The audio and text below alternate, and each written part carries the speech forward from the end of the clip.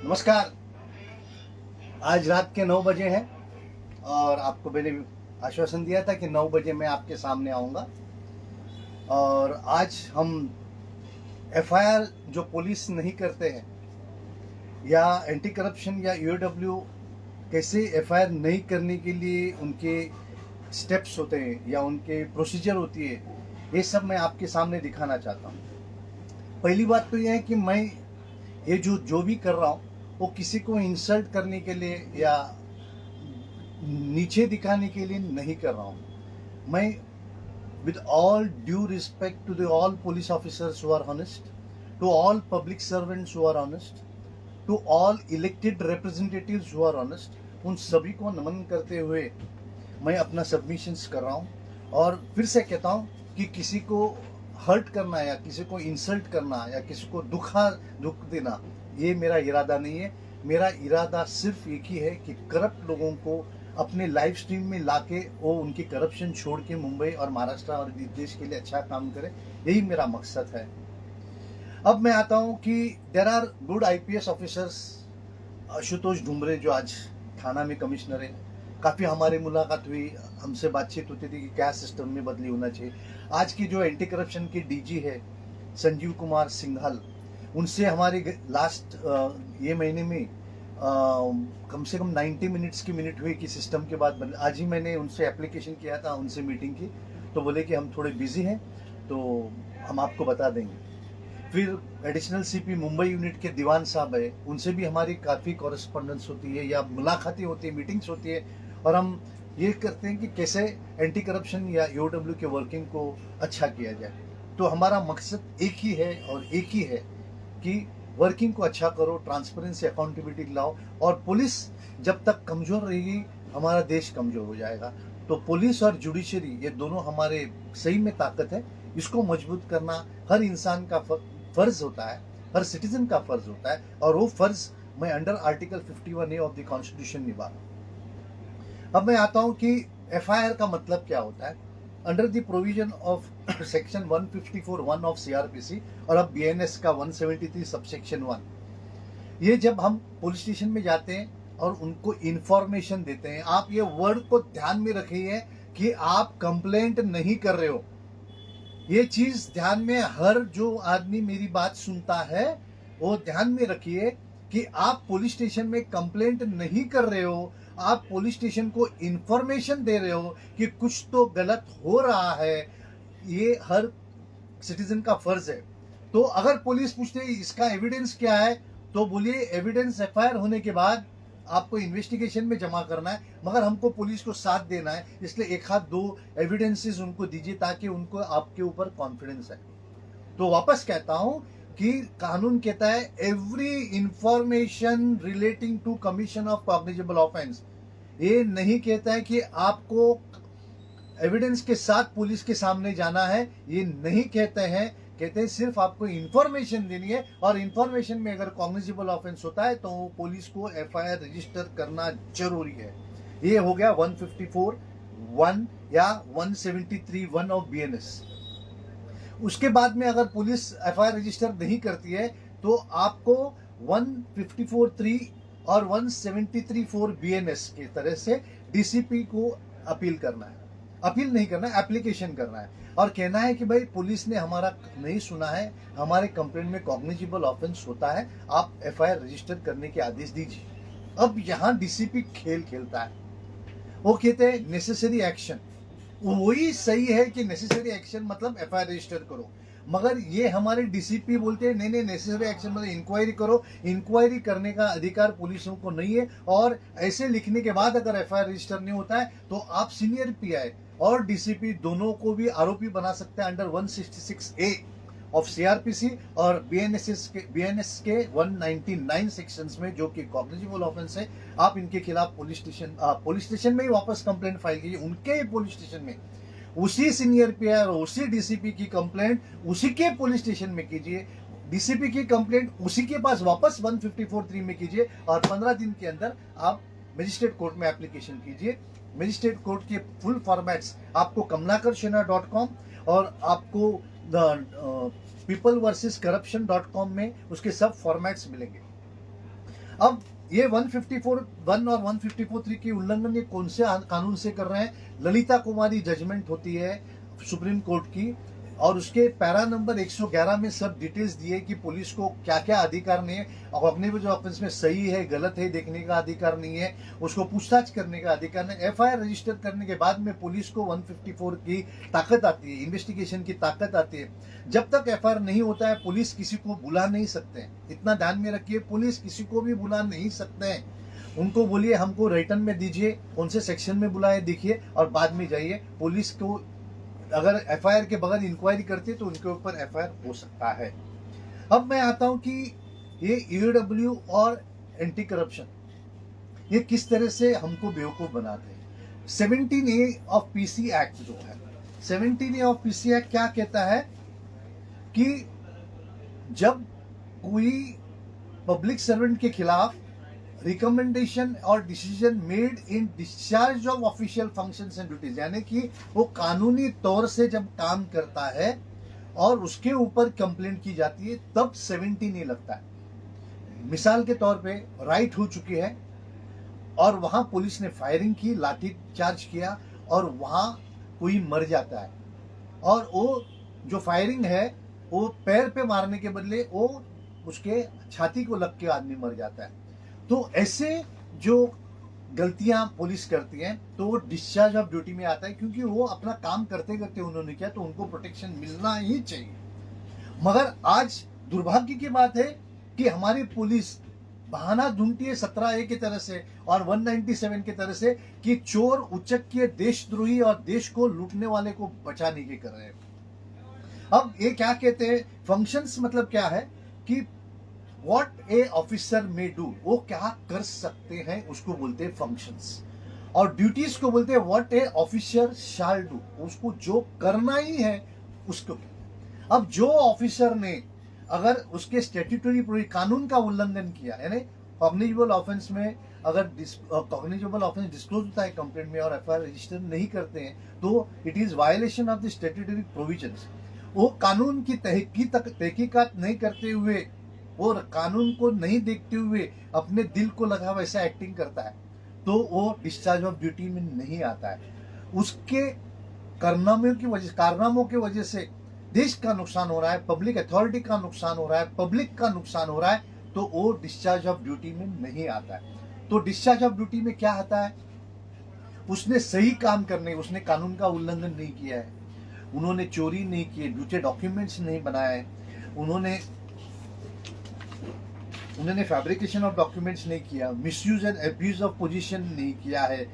और हमारे आमदार खासदार कॉर्पोरेटर भी इसमें आते हैं कि वो जब कानून रास्ते पे अपने बोर्ड्स लगाते हैं डिफेसिंग होता है, रास्ते पे रीडिंग रूम्स बनाते हैं तो डिफेसिंग होता है, रास्ते पे ब्यूटिफिकेशन के नाम पे उन लोग फ्लावर बेड्स बनाते हैं, अपना पोस्टर्स लगाते हैं।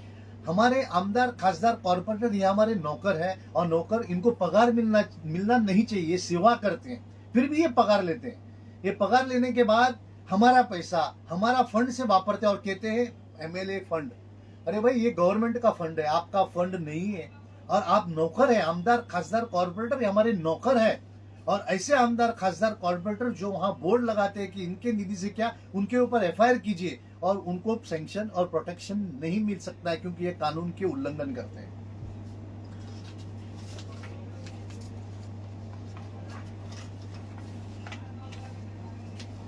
बाद में एसीपी ये ऐसी बात करते हैं कि वो पुलिस नहीं है, वो स्पेशल फोर्स है।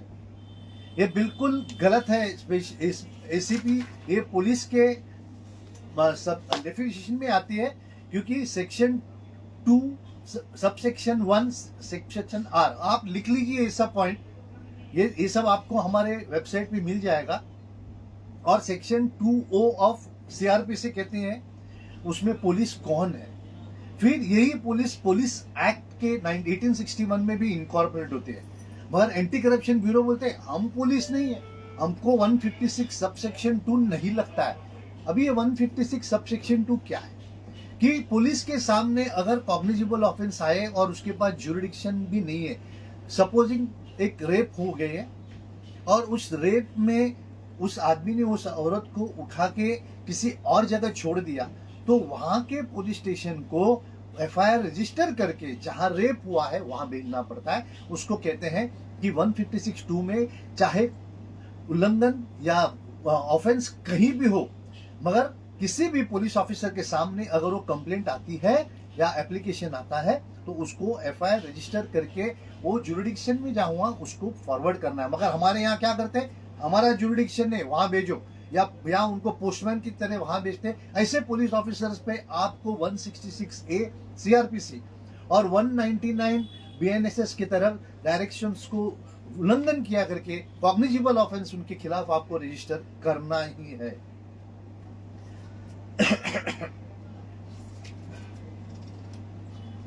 अभी जहां हम एंटी करप्शन के पास कंप्लेंट फाइल करते हैं उसमें मैक्सिमम गुनाह क्या होता है पब्लिक सर्वेंट के खिलाफ, या तो उसने झूठे दस्तावेज बनाए होते, या तो उसके वजह से पब्लिक का नुकसान हुआ होता है, या तो उसने गवर्नमेंट का नुकसान किया हुआ है, या तो उसने झूठे डॉक्यूमेंट्स बनाए हुए हैं, या उन्होंने अपने पोस्ट का मिसयूज किया हुआ है, या उन्होंने कानून का उल्लंघन किया।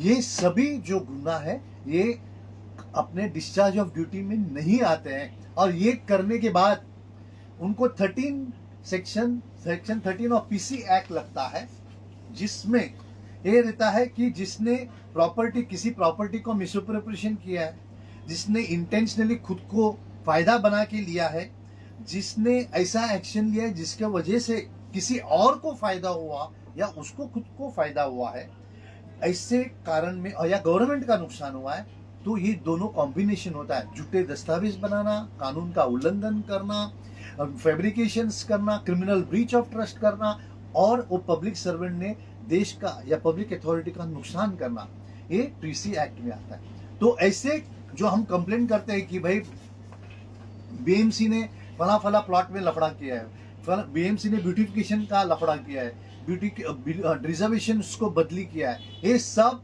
आईपीसी और पीसी ये दोनों में कॉम्बिनेशन में आते हैं। मगर हमारे एंटी करप्शन क्या बोलती है, नहीं नहीं नहीं, ये पीसी एक्ट में हम नहीं करेंगे, हम पहले परमिशन लेंगे। अब परमिशन कब लेना पड़ता है ये भी आपको दिखाता हूं कि परमिशन उस टाइम पे लेना पड़ता है कि जब वो डिस्चार्ज ऑफ ऑफिशियल ड्यूटी में करना पड़ता है। तो आप उस ऑफिसर को बोलिए, आप हमको लिख के दीजिए कि झूठे दस्तावेज बनाना, अपना पोस्ट का मिसयूज करना, या गलत काम करना, या गवर्नमेंट का नुकसान करना, पब्लिक अथॉरिटी का नुकसान करना, ये कौन से कानून में लिखा हुआ है और वो कर सकते हैं। अगर वो नहीं है तो डिस्चार्ज ऑफ ड्यूटी में कैसे आते हैं ये आप हमको लिख के दीजिए। वो लिख के नहीं देंगे, और लिख के देंगे तो उनके ऊपर क्रिमिनल ब्रीच ऑफ ट्रस्ट और फोर्जरी और चीटिंग की केस आप डाल सकते हैं। उन जो बीएमसी के ऑफिसर्स हो या एसआरए के ऑफिसर्स हो, इनको बचाने की कोशिश की करके एंटी करप्शन या ईओडब्ल्यू के ऑफिसर्स के खिलाफ आप एफआईआर रजिस्टर कर सकते हैं। इतना आप ध्यान में रखिए। दूसरी बात यह है कि सुप्रीम कोर्ट ने अब यह कहा है कि राम सागर वर्सेस सीबीआई, आप ये लिख लीजिए, राम सागर वर्सेस सीबीआई में ये लिखा है कि सैंक्शन की जरूरत आईपीसी में नहीं है। अब वो जब क्रिमिनल प्रोसीडिंग्स होंगे यानी ट्रायल चालू होगा तब मजिस्ट्रेट सोचेगा कि क्रॉस के करने के बाद वो सोचेगा कि सैंक्शन चाहिए कि नहीं। तो अब ये सैंक्शन का झमेला बंद हो चुका है, मगर फिर भी हमारे पुलिस और कभी कभी हमारे कोर्ट ये गलत ऑर्डर्स पास करते हैं। तो आप कहीं भी जाओगे, पुलिस के पास जाओगे या आप कोर्ट में जाओगे, तो ये जो ऑर्डर है सुप्रीम कोर्ट का राम सागर वर्सेस सीबीआई, ये आप साथ में लेके जाइए। जिसको भी अब हमको कंप्लेंट पुलिस को किया है, डीसीपी को किया है और मजिस्ट्रेट की कंप्लेंट तैयार की है, तो सब साइटेशंस देंगे। उसके बाद में आप विनोद कुमार पांडे और वर्सेस विजय अग्रवाल, ये देखिए, ये भी इनको दिखाइए। इसमें खुला लिखा है कि पैरा 25 पे लिखा है कि वेरिफिकेशन ऑफ करेक्टनेस की जरूरत नहीं, प्राइमा फेशिया कॉग्निस होता है तो एफआईआर होना चाहिए। और आप पुलिस यहाँ पे ऐसा भी लिखा है कि पुलिस जो ये काम नहीं करती है उसका पैरा नंबर भी दिखाता हूं, पैरा नंबर 37 कि उसमें लिखा है कि पुलिस पे इन्वेस्टिगेशन होना चाहिए। और ये बहुत जुल्म की बात है जहां सीरियस ऑफेंस को 20-20 साल, 15-15 साल ये CBI, anti corruption, EOW register नहीं करके आरोपी को बचाने की कोशिश करते हैं, वैसे देशद्रोही जो सीबीआई ऑफिसर्स है या एंटी करप्शन ऑफिसर्स है या ईओडब्ल्यू के ऑफिसर्स है, इनके खिलाफ 199 ऑफ बीएनएस के तरफ आप कंप्लेंट फाइल कर सकते हैं। आपको सब फॉर्मेट्स मेरे kamlakarshanaya.com में मिलेंगे, peopleversuscorruption.com में मिलेंगे, आपको सब ये फॉर्मेट्स मिल सकते हैं। अब आप बोलेंगे कि सैंक्शन जब आप करने जाते हो तो आप सैंक्शन के लिए किसके पास एप्लीकेशन करोगे? ये हमारे सभी आईएएस आईपीएस, ऐसा एक भी आईएएस और एक भी आईपीएस नहीं है जिसने ये गलत काम नहीं किया है। सेक्शन 4 ऑफ आरटीआई एक्ट कहता है कि आपने वहां बोर्ड लगाना चाहिए कि आपके प्रोसिक्यूशन के लिए सैंक्शन देने वाले अथॉरिटी कौन है, मगर एक भी आईएएस और आईपीएस नहीं लगाते। इसीलिए अब मैंने बीएमसी के म्युनिसिपल कमिश्नर और सभी एडिशनल म्युनिसिपल कमिश्नर को नोटिस दिए और अगले हफ्ते में मैं उनके खिलाफ मजिस्ट्रेट कोर्ट में एफआईआर दर्ज करने वाला हूं, क्योंकि यही लोग हैं जो कानून की धज्जियां उड़ाते हैं और यही लोग हैं जो कानून बनाते हैं। जो कानून बनाते हैं वही कानून का भक्षक बन जाता है, तो ये देश को सत्यानाश करने के पीछे जाएंगे। तो ऐसे लोगों के खिलाफ हमको लड़ना हमारा फर्ज है और जो अच्छे लोग हैं उनके साथ में रहना ये हमारा फर्ज है। तो पहले आप क्या पूछोगे कि आपके सैंक्शन करने की अथॉरिटी कौन है, इसके बोर्ड लगना चाहिए। कल के कल सभी लोगों ने अपने पुलिस स्टेशन में जाके, डीसीपी के पास जाके, एडिशनल सीपी के पास जाके, एंटी करप्शन में जाके, ईओडब्ल्यू में जाके ये पूछताछ कीजिए कि आपके सैंक्शनिंग अथॉरिटी कौन है, या बोर्ड क्यों नहीं लगाया under section 4 of RTI act. बाद में under regulation 9 subsection 2 of Maharashtra government servants regulation of transfers and prevention of delay in discharge of duty act के तहत इनको बोर्ड लगाना चाहिए कि उनके 3 सीनियर ऑफिसर्स कौन है, उनके 3 सीनियर ऑफिसर्स कौन है उसका बोर्ड लगाना चाहिए। वो ये भी नहीं लगाते, जिसकी वजह से आपको वरिष्ठ आईपीएस के खिलाफ किधर कंप्लेंट करने का आपको समझ में नहीं आता है, वैसे ही आईएएस के खिलाफ किधर कंप्लेंट करने का ये आपको समझ में नहीं आता है। ये इनकी चाल है कि कानून यही बनाते हैं कि लगाना चाहिए बोर्ड और यही कानून की धज्जियां उड़ाते हैं। तो ये सवाल आप हजारों लोगों ने ये हमारे आईएएस और आईपीएस को करना है कि आपके ऑफिस के बाहर सैंक्शनिंग अथॉरिटी कौन है इसका बोर्ड लगना चाहिए, आपके 3 ऑफिसर्स ऊपर कौन है इसका बोर्ड लगाना चाहिए।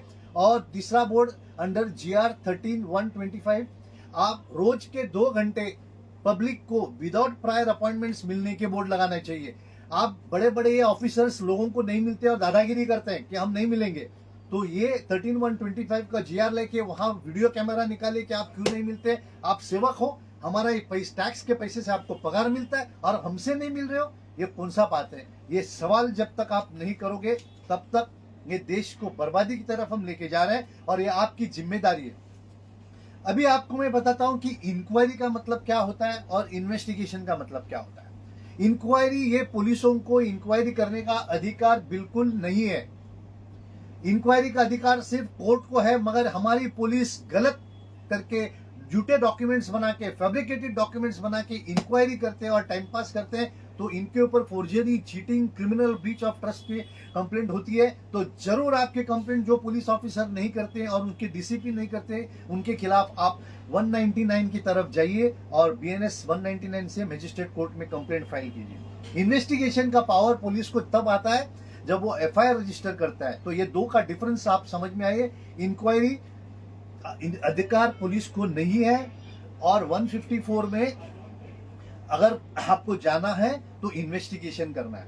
अब नया बीएनएसएस में एक आया हुआ है कि आपको 15 दिन की मोहलत मिलती है इंक्वायरी करने का, मगर इसमें थोड़ा खेल है। इसमें कहा है मे गो, मगर इसमें यह भी कहा है कि सेक्शन 175 विल प्रिवेल, यानी कि ऑफेंस डिस्क्लोज होता है तो एफआईआर रजिस्टर करना ही चाहिए।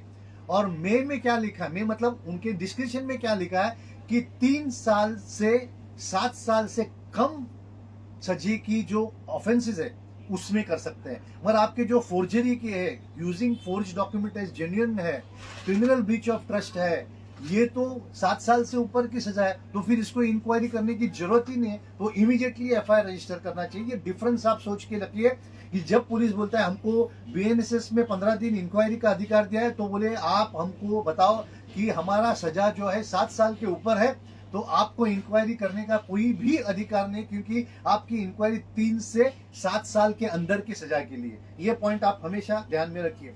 हम आईएएस आईपीएस के पीछे नहीं है, हम आमदार खासदार कॉर्पोरेटर के भी पीछे, क्योंकि ये लोग है कि मुंबई महाराष्ट्र को बर्बाद कर की तरफ जा रहे हैं। मैं सभी की बात नहीं कर रहा, कुछ लोगों की बात कर रहा हूँ। यहाँ रास्ते पे ब्यूटिफिकेशन के नाम पे जो फ्लावर बेड्स बनाते हैं, ये अपने फोटोज लगाते हैं, ये गार्डन्स बनाते हैं, ये रीडिंग रूम बनाते हैं, ये पानी का पौवा बनाते हैं और खुद का नाम लगाते हैं। पैसा किधर का है? हमारा है। आप कौन है? सेवा करने आए, मगर सेवा करने के नाम पे ये पगार लेते हैं। आपको मालूम है सेवा करने का है? सेवा मतलब फुकट होता है। ये सेवा करने के नाम पे लाखों का पगार लेते हैं और रिटायरमेंट के लिए पेंशन लेते हैं। जो 30 साल नौकरी करता है उसको पेंशन नहीं है, मगर ये 5 साल के बाद पेंशन चालू होते हैं। उनकी जिंदगी भर, उनके बीवी को, सबको। कौन सा तरीका है? आप सेवा करने आए, ये सब देश को लूटने के लिए कौन सा तरीका है आमदार खासदार कॉर्पोरेटर का? ये इसका हमको सवाल करना है। हाल ही में आज ही मुझे मैसेज आया है कि एंटी करप्शन ने एक पुलिस हवलदार को पकड़ा है कि 5 लाख के एक्सेस पैसे मिले, 5 लाख रुपए। तो 5 लाख पे एफआईआर हो चुका है। हमारे आमदार, हमारे खासदार, हमारे कॉर्पोरेटर, हमारे आईएएस आईपीएस के कितने पैसे हैं? हमारे तो यहाँ एक जज के यहाँ 15 करोड़ मिले थे, फिर भी उनके खिलाफ नहीं हो रहा है। मगर एक कांस्टेबल जिसके पास 5 लाख रुपया मिला, उसके ऊपर एफआईआर। ये बहुत अच्छी बात है, मैं वो गलत नहीं कह रहा हूँ। मगर जो बड़े बड़े 50,000 करोड़ के लफड़े करते हैं, बीएमसी की कंप्लेंट है मेरी एंटी करप्शन के पास, जो दबा के रखी है। मेरी दूसरी कंप्लेंट है 3 लाख करोड़ की ईओडब्ल्यू के पास, वो भी उन्होंने दबा के रखी है। 5,000 करोड़ के मैंने ब्यूटिफिकेशन के है, वो भी दबा के रखे हैं। तो ये सब बड़े बड़े हजारों करोड़ के मैटर्स को दबा के रखते हैं, और जो छोटे बेचारे हवलदार है या सब इंस्पेक्टर है, उनके बराबर आप पीछे लग जाते हो। उनके पीछे लगना ही चाहिए, मैं ये नहीं कहता हूं नहीं लगना चाहिए, मगर बड़े लोगों के भी पीछे लगना चाहिए। और ईओडब्ल्यू का आपको मैं 3 ये साइटेशंस याद भी रखिए। बॉम्बे हाई कोर्ट ने stamp number 140 of 224 Moinuddin Akbal Bora versus state of Maharashtra में पैरा 17, 18, 19, 20 में ईओडब्ल्यू की पट्टी निकाली है पूरी कि वो गलत काम किया है करके। वैसे ही Bombay high court criminal appellate में 4248 ऑफ 2024 में ज्वाइंट सीपी और ईओडब्ल्यू की, ज्वाइंट सीपी और डीसीपी की ईओडब्ल्यू की है इस तरह से। और तीसरी बात, PIL 28 ऑफ 2000 जो मेरा खुद का है, जो 40,000 करोड़ का फ्रॉड है, उसमें भी कहा है कि पैरा नंबर 25, 26, 27, 29 और 36 में देखिए PIL 28 ऑफ 2017 कमलाकर चुनाव वर्सेस स्टेट ऑफ महाराष्ट्र। ये सब में ईओडब्ल्यू की धज्जियां उड़ाई है कोर्ट ने कि आप इन्वेस्टिगेशन के बराबर नहीं करते हैं। तो इस तरह से हमारे अगर पुलिस सत्यानाश करते हैं देश का, तो हमको उसके खिलाफ आवाज करना जरूरी है। मैं आपको लास्ट में 2 मिनट में प्रोसीजर दिखाता हूं कि क्या है। जो पुलिस ऑफिसर, चाहे ईओडब्ल्यू हो या एंटी करप्शन हो या पुलिस स्टेशन में हो, उसके पास जाइए 173(1) में आप एप्लीकेशन कीजिए। वो नहीं करेंगे, बाद में 173 में 4 में एप्लीकेशन कीजिए डीसीपी के पास, वो भी नहीं करेंगे। 2 वीक के बाद एक रिमाइंडर भेजिए कि भाई आपके पास ये मैटर है। उसी टाइम पे सैंक्शन टू प्रोसिक्यूट का एप्लीकेशन कीजिए। वहां उनके ऑफिस में जाके पूछिए कि आपको प्रोसिक्यूट करना है, वीडियो निकालिए, आपको प्रोसिक्यूट करना है, हमको आपके सैंक्शनिंग अथॉरिटी बताइए, ऐसे उनके ये कीजिए। फिर उसके बाद में आप एप्लीकेशन फाइल के लिए कीजिए under 175(3) BNSS to before magistrate court. और मजिस्ट्रेट कोर्ट को और क्लियर बताइए कि अगर आपको सैंक्शन चाहिए तो ये हमको बताइए कि इन्होंने जो कानून का उल्लंघन किया है, क्रिमिनल ब्रीच ऑफ ट्रस्ट किया है, लोग फैब्रिकेशन ऑफ डॉक्यूमेंट्स किया है, या देश के खिलाफ काम किया है, या देश का नुकसान किया है, ये कौन से कानून में डिस्चार्ज ऑफ ड्यूटी में बैठता है, इसका स्पीकिंग ऑर्डर देने का प्रेयर आपके मजिस्ट्रेट कोर्ट के कंप्लेंट में चाहिए। इसकी ड्राफ्ट जो है मेरे kamlakarshana.com में भी है, और पीपल वर्सेस करप्शन के भी .com में भी है। तो इसमें आपको सब फॉर्मेट्स मिलेंगे, और जरूर पढ़िए, जरूर उसमें जाइए और वीडियो रिकॉर्डिंग करना मत भूलिए। आप जहां भी जाओगे, चाहे वो कांस्टेबल हो या आईपीएस ऑफिसर हो, चाहे वो क्लार्क हो या आईएएस ऑफिसर हो, चाहे वो आमदार हो, खासदार हो, कॉर्पोरेटर हो, आपको अगर लगता है कि ये कानून की धज्जियां उड़ा रहे हैं तो जरूर उनका वीडियो रिकॉर्डिंग कीजिए। वो आपको नहीं रोक सकते हैं, क्योंकि हाई कोर्ट की जजमेंट्स है, हमारे खुद के सीपी के वीडियोस है, और सुप्रीम कोर्ट ने भी कहा है कि video is a good way to record the evidence, ताकि आदमी कोई भूल नहीं जावे। तो वीडियो रिकॉर्डिंग करना आपका हक है। अगर पुलिस में आप पुलिस स्टेशन के अंदर जाने के पहले वीडियो रिकॉर्डिंग चालू कीजिए तो सब उसमें आ जाएगा, वो बोलने की हिम्मत नहीं कर सकते। ध्यान में रखिए, पुलिस स्टेशन में जाने के पहले लाइव वीडियो रिकॉर्डिंग चालू कीजिए, ताकि वो पुलिस ने आपके खिलाफ कोई भी बात किया तो इमीडिएटली रिकॉर्ड हो जाएगा और पूरा दुनिया उसको देख सकती है। अगर मेरे सबमिशन गलत है तो मैं आईएएस आईपीएस से मैं माफी मांगता हूं। आप जरूर मुझे बताइए मेरी गलती कहाँ है, मैं उसको सुधारने के लिए तैयार हूं। वैसे ही नेक्स्ट वीक, अगले हफ्ते में मैं municipal commissioner, additional municipal commissioner, joint municipal commissioner vigilance के ऊपर एफआईआर कैसा करने का, उसके बारे में आपको बताऊंगा। क्योंकि कानून की धज्जियां अगर उड़ा रहे हैं इस मुंबई में, तो ये 3 लोग उड़ा रहे हैं और ये मुंबई को बर्बादी की तरफ जा रहे हैं। अगले हफ्ते में मैं वो बारे में आपको बताऊंगा। मगर सबसे मेरे वेबसाइट की kamlakar.com में जाइए, peopleversuscorruption.com में जाइए, आपको सब फॉर्मेट्स मिलेंगे, आपको सब साइटेशंस भी हम दे देंगे। और इस देश को बचाना ये हम सब का फर्ज है। देश को बचाने के लिए बॉर्डर पे जाके बंदूक लेके जाने की जरूरत नहीं। ऐसे सुप्रीम कोर्ट ने कहा है कि पेन उठाओ, और ये देश के जो करप्ट लोग हैं, जो पाकिस्तान और चाइना से भी ज्यादा डेंजरस है, क्योंकि जब पाकिस्तान चाइना अटैक करती है हम सब साथ में आते हैं, मगर ये लोग हमको बांट बांट के हमको काट देते हैं। तो हमको साथ में आके इन करप्ट लोगों के खिलाफ आवाज उठाना और जो ईमानदार है उनको सपोर्ट करना, ये हमारा फर्ज है। और इससे मैं अपना आपको थैंक्स करता हूं कि आपने सभी ने मुझे सुना है। मगर सुन के अगर भूल जाओगे तो आप देश के खिलाफ काम कर रहे हो। सुन के कल से आपके जो मैं कहा है उसके बाद गौर कीजिए और पेन उठा के इमीडिएटली एप्लीकेशंस करना चालू कीजिए। मुंबई को बचाओ, महाराष्ट्र को बचाओ, इस देश को बचाओ। जय हिंद।